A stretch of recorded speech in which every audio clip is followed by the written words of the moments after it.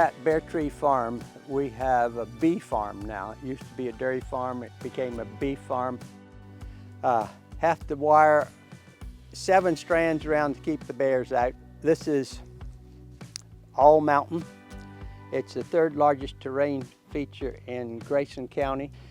On that mountain, there are probably close to 24 bears. And they come down for water, and in the process, if they smell my bees or swarming or something, they'll come and check me out. This past year, no bears got into this bee yard with the 7 hot wires going around. We're going to open a colony now so we can see what's going on the inside. And this is a new colony that I just started this spring, so it's about 2 months old.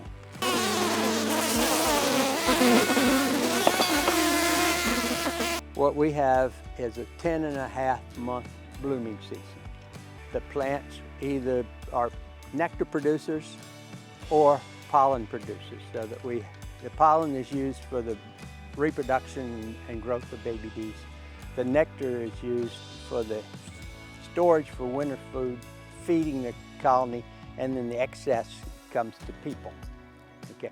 The average colony produces about a 350 pounds of honey per year, which, if you're lucky, you can harvest about 100 pounds of that for human. So we start off in the early blooming season. The earliest thing that blooms is the apricot tree, followed by the hellebores, which are the Lenten rose. And by that time, the dandelions are coming out. Then we start with the pear trees, the Bradford pears, the common pears, the brown Bartlett pears, and we will soon have the big yellow sweet pear in production. By that time, we're coming in with the early season apples, and the mid-season apples, then the late season apples, and then the peach trees. And by the time the peach trees are ready, the clover is coming in. By the time the clover burns out in June, my clethra, as you see coming up the driveway, which is summer sweet, is starting to bloom now, and it blooms in July and August, and that's one of my premier crops. Followed that by the flowers that we have, buckwheat, and then the commercial flower production, hellebores, lupines, echinacea, Russian sage, bee balm, all kinds of flowers.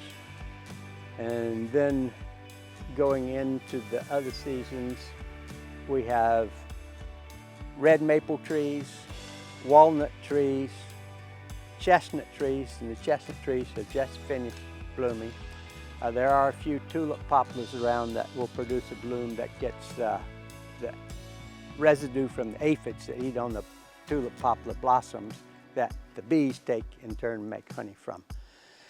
And then to carry us into the fall, we have the wild plants. Goldenrod, we have short goldenrod and tall goldenrod here on the farm. Stickweed, which is a wild aster, and then we have ironweed, and then we have Joe Pye weed. And by that time, the late blooming camellias are in bloom. And the late blooming camellias go until it snows on them or into the 1st or 2nd week of December, depending upon how cold it gets. So that gets you through a 10-month cycle of what's here.